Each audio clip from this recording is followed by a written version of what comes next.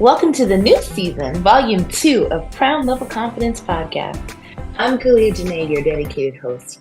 I'm a wife, mom, entrepreneur, certified life coach, and motivational speaker. I've got a background in humanities, communication, and I'm so excited to be on this journey with you.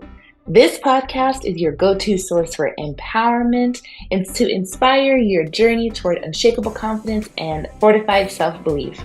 In this volume, I'm bringing you fresh conversations and uplifting stories from incredible individuals who have overcome many obstacles in their lives and still achieved greatness. Get ready to elevate your mindset, embrace your power, and shine like the star you are. Let's embark on this journey together and straighten up your crown. Let's jump right in.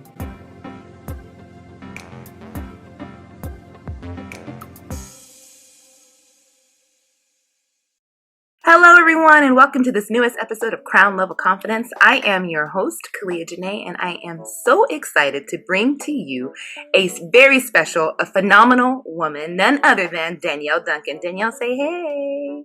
Hey.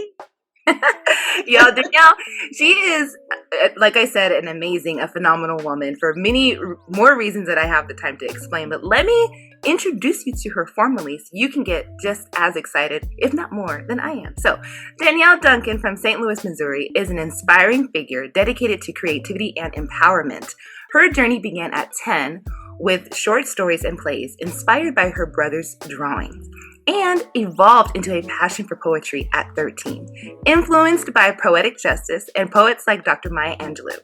In high school, she pursued journalism and entertainment reporting inspired by Barbara Walters and Jackie Reed. By 21, she won 3 awards for poetry and songwriting. Danielle's college years saw her captivating audiences with spoken word, leading her to a one-woman show, introducing Danny Sky, and founding of her own production company. Wow. Transitioning to motivational speaking and life coaching, she established Root and Revive life coaching services. In 2022, she released a spoken word EP, Like I've Never Felt, and authored Dear Blackgirl, This Is Why You Are So Dope. Danielle continues to inspire with upcoming projects, including a podcast, hey, we like those, and a YouTube channel. Y'all, doesn't she just sound so phenomenal? Like I said, Danielle, we're so happy to have you. Thank you. Thank you for having me. I'm glad to be here. Yes. Okay. So, you know what? I'd have to be as authentic as I can be. You guys, you all know that this is an unscripted show. We don't do a whole lot of editing and production. We keep things as real and raw as possible. Well, we got challenged, y'all. Derek decided he was going to take over Danielle's original recording, and so we had to do a reshoot. The first in Crown Level Confidence history, our first reshoot, but Danielle was gracious enough to open up her schedule one more time so we could do it and have it done well. So I wanted to say that because as a leader, you have a vision for something and you're so gung-ho about how things is going to be. God has called you and you're like, we're going to do this thing. And then sometimes you have to humble yourself and be honest and pivot or go back and redo something instead of just sticking to the plan or digging your heels in. You have to kind of know when, like I said, to humble yourself and course correct. And so this is that for us. And so I am completely grateful, like I said, for Danielle to revisit our episode. And out of respect for our listeners, y'all have been so dedicated. Our 1-year anniversary is coming up and you guys have just been so awesome as a community. You deserve a well-produced episode. And as much as we love little baby Derek, he did not belong in the conversation that day. So that's my disclaimer. And, you know, we're here to help women level up. We've got a listenership worldwide. Y'all know this, worldwide. And like I said, I can only be me, right? And I prefer to be transparent. And I'm here to help y'all build your confidence. And so for those of you who may be wondering, well, what does that have to do, with this episode? She's just airing out her dirty laundry. No, I'm just letting you know that life happens and you can continue to walk in excellence versus being challenged with perfectionism, right? So that's just a little something for someone who's listening right now. But Danielle, back to you. You're a featured guest. And like I said, so honored and so privileged to have you here with us. Wow, you have just been blessed with this creativity and you're using it, since you were a young girl. what is that like to break out at such an early age to say, I'm going to take what's in my brain and just like put that out there? It's like now when I think back to it, I was like, um, it's not that many kids that would like have like a big imagination like that where they're like, I'm gonna do XYZ and like they actually do it. So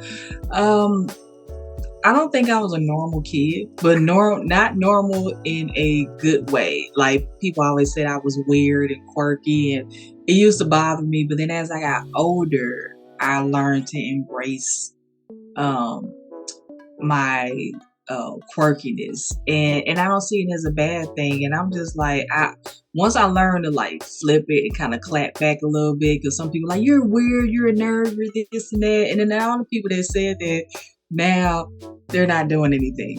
So it's like, yeah, those people turn real good. Like this nerd, this weird person, she is a 14-time self-published author, and I'm like, she's a speaker, and she did 30 years of spoken word and dropped like 3 EPs. So I was like, yeah, pretty good for a nerd.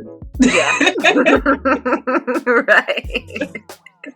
Yes. And, I'm kudos to you because, it's something you can, bring up in a quick little life synopsis. Yeah. But those words, from our childhood and the way people try to define us, they do, they stick with you after a while. And, I'm glad that you're able to kind of brush it off now. But people need to hear that and to be reminded. Like, unfortunately, we're not going to eradicate, bullying and teasing and all that stuff. It's there. Here we are. And but what we can do is empower others to realize how they can live with it and use that, as fuel, if you will, to succeed. And I think there's nothing wrong. Some people say, "Oh, forgive and forget." Yeah, I forgave and I forgot the anger or what I wanted to do about it. But I'm going to remember. Me personally, I'm gonna remember because I'm grateful, right? Like I'm grateful I didn't stay in that put down place where someone used something about me that's God given and great and tried to turn that into a negative personality trait or you don't fit in. Well, great, because I don't want to. Thank you.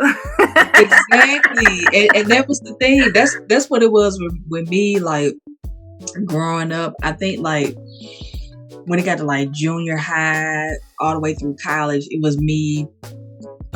Feeling like I had to fit in all the time. Like I always felt like being me wasn't okay, that I had to like follow the trends. And I found myself when I try to follow the trends, like the fashion, the hairstyles, it didn't feel authentic to me. I just felt like I was putting on a costume and I was just doing it because I didn't want people bullying me and saying things. So I'm just, okay, I'm just going to do what everybody else is doing so people leave me alone. But it was like, it didn't feel like me. I was like, I feel so uncomfortable with this outfit on or this hairstyle.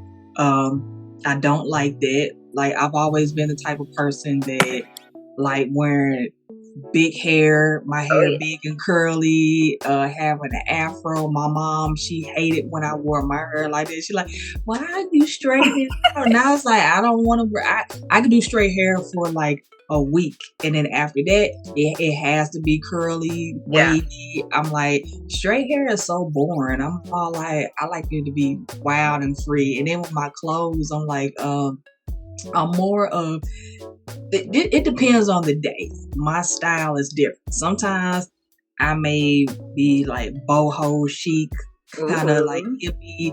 Other days I may be like the preppy white girl with the blazer and the jeans on. Other days I may do a rock star and probably put my Linkin Park Incubus t-shirt on with a leather jacket and my favorite pair of ripped jeans. So it just varies. Right. Like, I don't have a set style. And people try to put me in a box like, well, why don't you do this style? And I was like, no, I try to do just one style, but I can't because I'm like, my mood, it changes. And I was like, sometimes I feel like a rock star, I put on rock star. Sometimes I feel like, Freddie from a different world, I may dress like that, so it's Cree Summers. Yeah. And I think that's great, especially as women, we've got so many influences, the ones that we actually want, and then the ones that we don't even want to have, just always kind of trying to control and define us. You should be doing this and putting us in these different boxes. And that's one of the best things I love about this show is just embracing. There's so many different levels and so many different categories to us. Like, it's just calm down. I love that, Yeah. Our community, they know when it comes to me, when it comes to Kalia, you could see me twice in the same day and I'll have different hair, different outfit, different. Yeah. If I could switch it, it might got switched that day. And they're like, well, I just saw you. Mm-hmm. Sure, you did. Yeah. And leaning into that. That's me. Everybody's like, every time I see you got a different hairstyle, I was like, well, yeah, because I get bored easily. So I like to change it up. Yeah. And so, okay. So I think that taking care of yourself is a way, right, to maintain your confidence, right? Yeah. And correct me if I'm wrong, please, feel free. I'm not Barbara Walters, by the way. Feel free to jump in here. But if the way I'm seeing, this going and describing how you like to switch things up, you take care of yourself, and that allows you to have maximum creativity, right? Because if you're kind of empty and you're constantly soul searching, then how do you know what to pour out into others? Can you kind of let's talk about your process, right? Because you've got so many different things you're going on, so many different ways that you serve the community with all of your different strengths and talents. You got to keep yourself maintained, and that doesn't always equate to just the outward appearance, right? Right. Yeah. And it was like, it took me, I felt like looking back, I always knew who I was. I just was always around people who made me feel uncomfortable in my own skin. Mm-hmm. So I was kind of like tricked into thinking after a while, oh, I don't know who I am, I'm lost. And I was like, no, I was never lost. I never knew who I was. I'm like, it was the people that I had around me who were lost, who didn't know who they were. And I think that I was so secure and confident within myself, it made them feel uncomfortable. So when you're comfortable with who you are and you're around people who don't know who they are, they're not comfortable, they would project those feelings onto you and make it seem like, oh, it's you. You're lost. You're confused. You don't know who you are. And then you get like gaslit and you're thinking, oh, maybe I really don't know who I am. And then you start going down this rabbit hole that's not meant for you to go down. And once you pull yourself out of that and, detox from those people, you realize, oh, you know what? I was never lost. I always knew who I was. And it took years to get there. But once I finally got to a point where I was like, I was always comfortable in my own skin. I knew who I was. I knew what I wanted, what I liked, what I didn't like. It was just the people that I had around me that made me feel like something was wrong with me. Like, oh, you're weird. You're this and that. And now I'm like, okay, weird how? Because I'm not smoking weed at 12 years old. I'm like, what 12-year-old is smoking weed anyway? It's like, how do you get access to that? Right. Why are you smoking cigarettes? Like, why are you having premarital sex at that age? I'm like, you're still supposed to be playing with Legos. Like, you try to grow up too fast. It's like, I was the kid that enjoyed being a kid. Like, while everybody else wanted to be grown, I'm like, yeah, you want to be grown, and then you want to hurry up and pay bills? Because if I go back, I was a teenager where I didn't have bills. Right? My little part-time job and my little phone. Right. I was in no rush to like be an adult. I was a kid and I wanted to be a kid. So later on, like as an adult, like I had to take time out to like the 3 years that I was in complete solitude, I did a lot of reflecting on like my past all the way up to now. And I finally decided that, you know what? Yeah, I'm not like a lot of people, but then that's okay. Because why would you want to be like everybody else? That is so boring. It's like being you, being different, being unique. There's nothing wrong with that. So once I learned to embrace it within myself, it was a lot easier for me to speak to other people and say, hey, embrace your quirkiness, your weirdness. And I wouldn't even look at it as weird. I would just say you're just unique. You're colorful. Like I'll use different words because I feel like weird is like, it's such a negative word because when you think weird, you think, oh my gosh, that person is crazy. Look at them. And I was like, and the people that want to say somebody's weird, I look at them, I'm like, you have the audacity to call somebody weird. And it's like, did you look in the mirror today? Because it's like, you don't look like you don't look pretty normal yourself. I was like, that outfit that you got on or how you got your hair, you got the audacity to talk about someone else's hair and outfit. It's like, did you look in the mirror today? Because did someone tell you don't put that on or don't wear your hair like that? I don't know what made you think that you were hot, but you're not, you know. You don't have the audacity to tell anyone they're not hot, and it's like, look at you. So I had to build that confidence within myself to embrace being different. And when I did that, like when I first got into speaking, I was talking to another podcaster about this last 2 weeks ago, and I said when I first got into speaking, I thought everybody had to be like corporate, dressed like all buttoned up with suits and everything. And when I got into their world, I saw people who were like tatted up, had like neck tattoos and sleeve tattoos and different colored hair. And they like got on stage and they were like rock stars. Some people were like boho type. And it was the opposite of what I normally see speakers on TV. And then when I saw people who look exactly like me, and then the way that they talk, like you had like Tony Robbins. I saw a special that he did. He dropped so many F-bombs in that special. I was Whoa.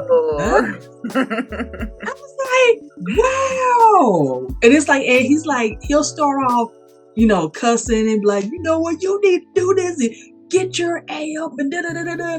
But then at the end, he's boo-hooing and crying with everybody else like, this is why I do this. I want each and every one of you to succeed.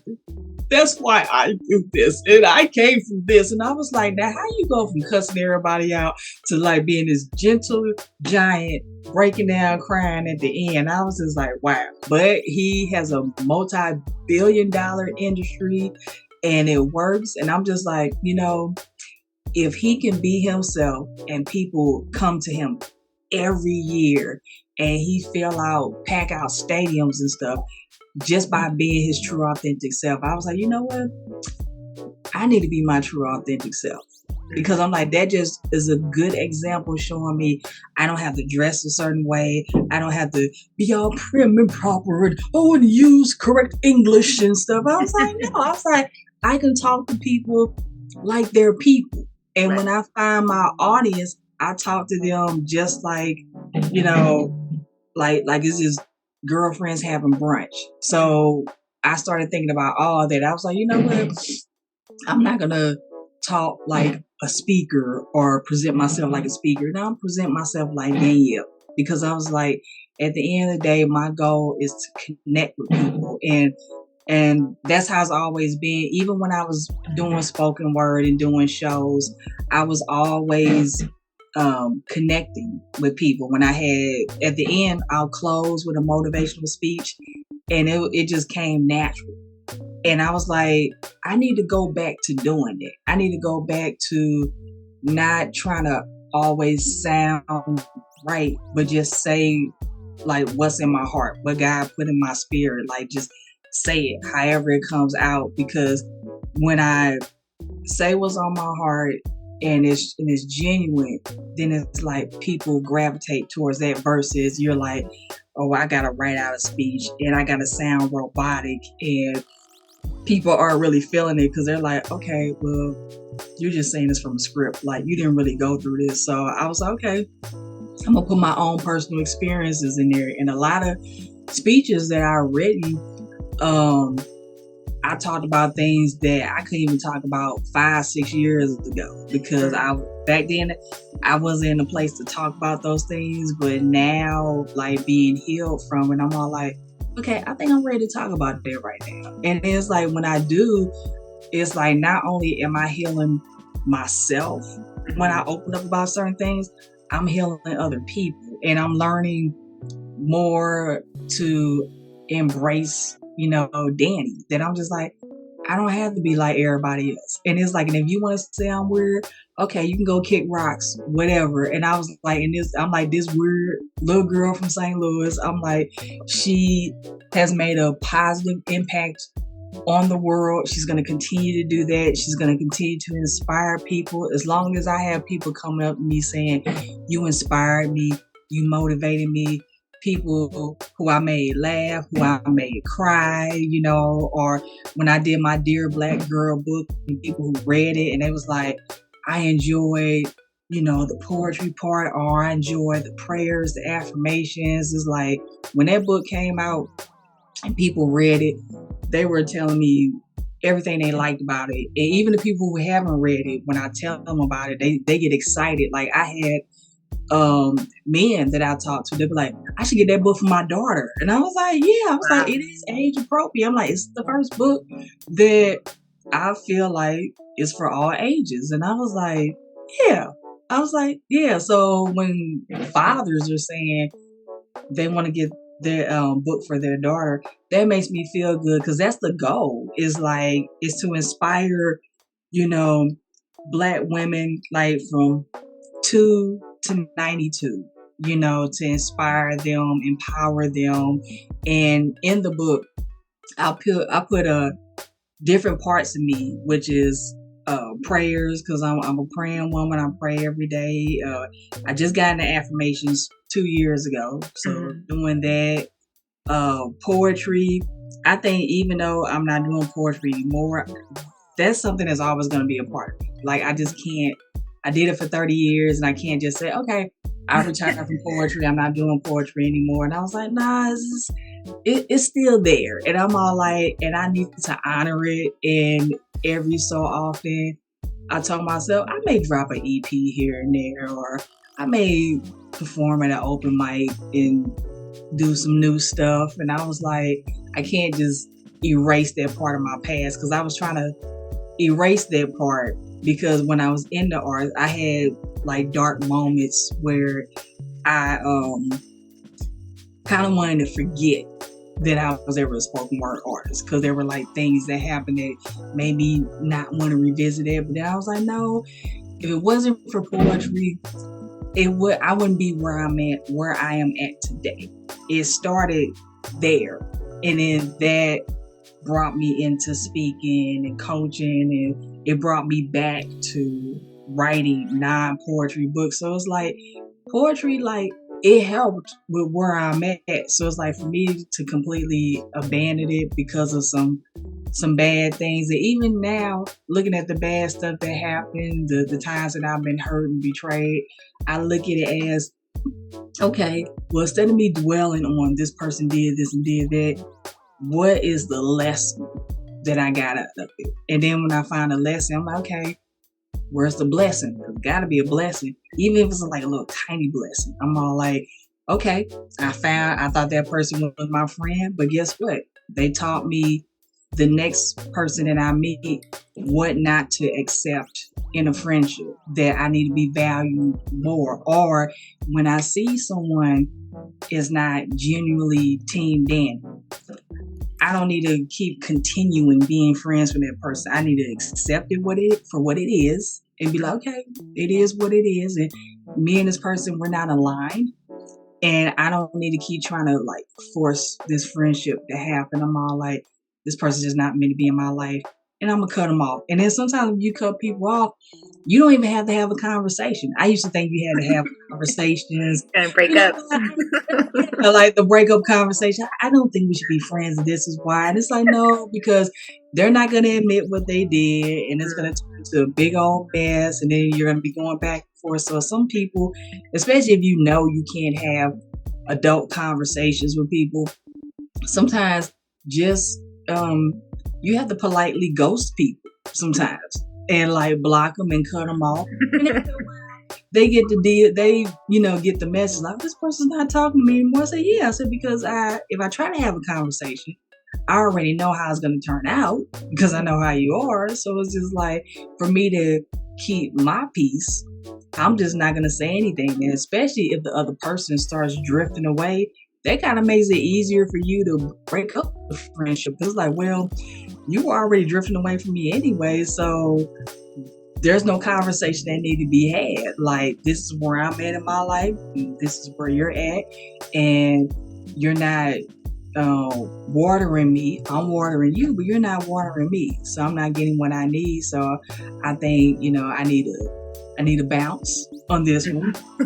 And we'll just go from there. And I was like, and the right people that are meant to be in my life that's aligned with where I'm at, they'll be there. So learning how to let go of relationships that's not feeding you.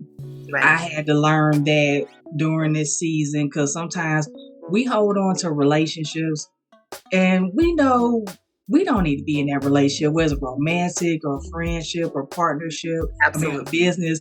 Yeah. We already know off the bat after a while, like, this person is not helping me at all. And why am I holding on to this person?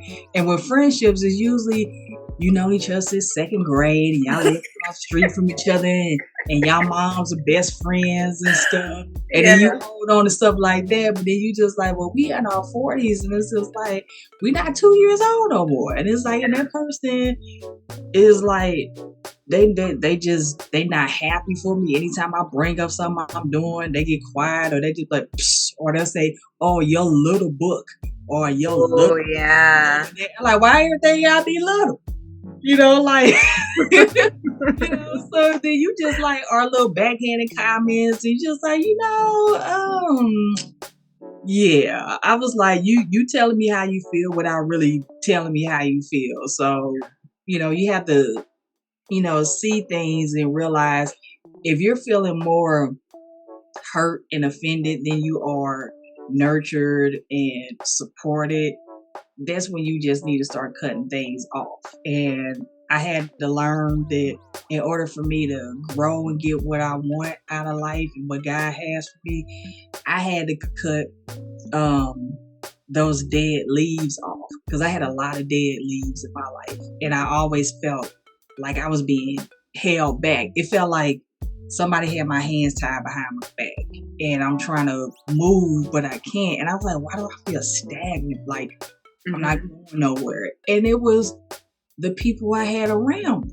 That's why I felt held back. And once I let those people go, or they walked away, I felt like this weight was lifted off my shoulders. And then things start coming to me, like things that I prayed for and manifested, they start happening. But when you got those dead leaves in your life and you want God to do things in your life, He's like, I'm not gonna do nothing. I'm like, you got all these dead leaves right here. You got all how you expect me to give you gold, and you sitting in this trash. Wow. We bought that trash off.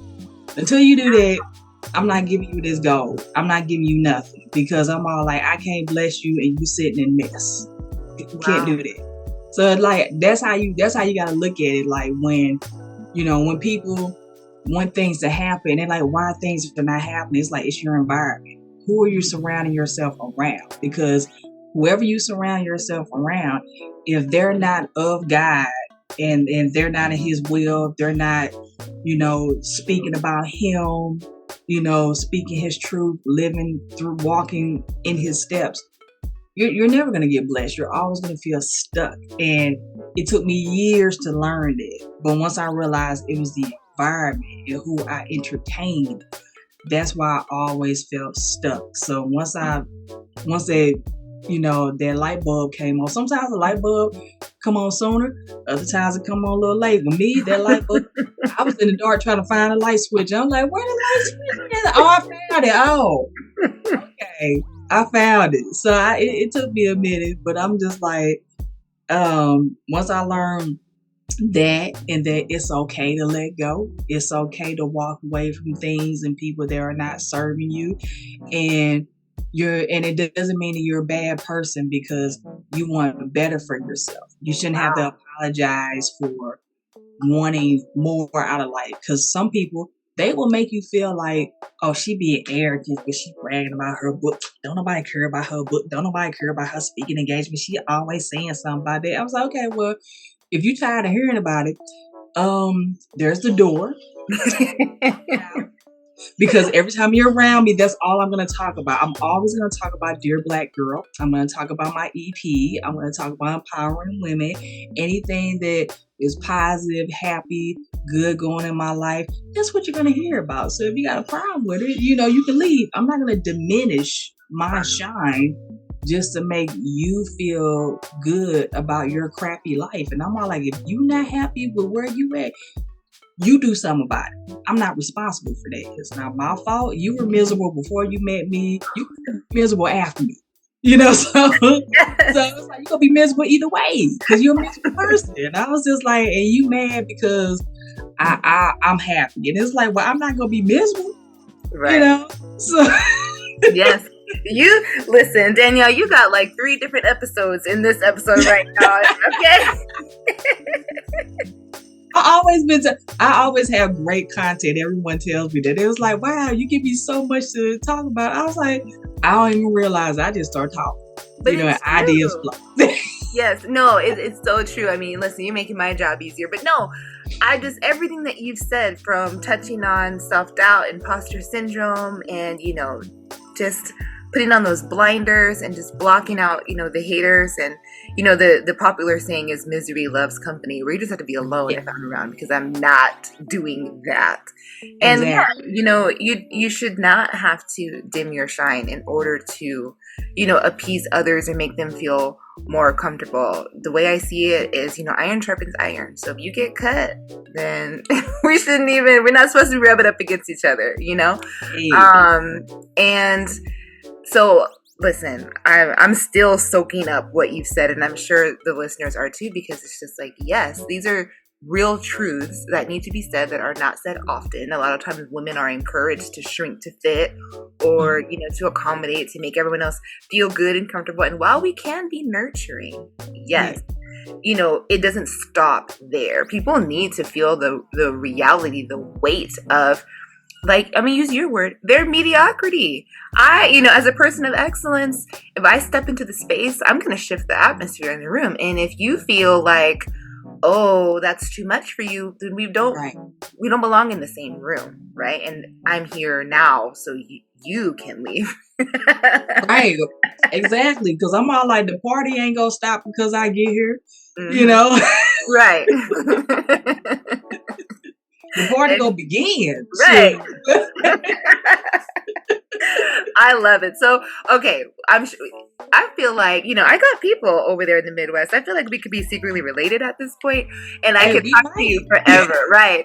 So, but Danielle, we're at the point of the episode where it's time for the final word. It always comes up so fast, and this was no disappointment. So, listen, what is that last thing that you want to leave with the listeners? What is it? Maybe something you already said, or something new you haven't dropped yet. What do you want to leave us with for the final word? I would say, life is like literally short, because you could be here today and gone tomorrow. So it's like, live every day like it's your last. If there's something that you always want to do, no matter how big or small it is, if it's going back to school or getting a certification or something, or taking a trip somewhere, don't put stuff off and say, oh, I'll do it next year. It's like, no, when you can, do it as soon as possible, because, and then never doubt yourself. Like, sometimes it was things that I wanted to do, and I talked myself out of a lot of blessings. Like, I could have did that, but it's like, then I'm thinking of, no, I can't do it, and this is why I can't do it, and now I'm just like, well, you know what? Why can I not do it? I'm like, if they're doing it, I can do it. If it's possible for them, it's possible for me. So I learned to talk myself into things that may be beneficial for me. And it's like, you never know when something is for you if you're constantly talking yourself out of it, saying, I can't. Why can't you? Like, try. And if it doesn't work, that's okay. Don't beat yourself up. It's like, at least you tried. And it's like, if it didn't work, hey, you never know. It might have worked, but you tried it. It didn't work out. That's okay.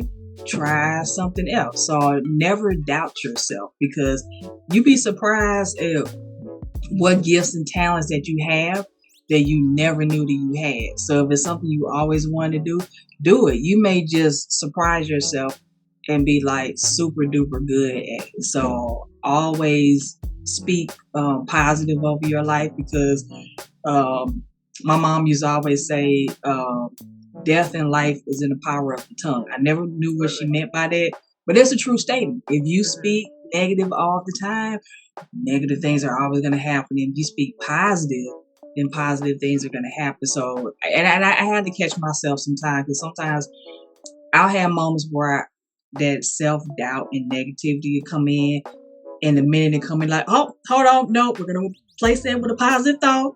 We're not going to say anything negative. We're not doing it. We're not going there. So I have to, talk myself into, no, we're not going to speak negative. Like, we're going to speak positive. Even if it doesn't work in my favor, I don't beat myself up, because I'm like, well, it just wasn't meant for me. And then I think of all the scenarios like, well, it probably didn't work out because of X, Y, Z, and I probably wouldn't have been happy. And it's a good thing. And you know what?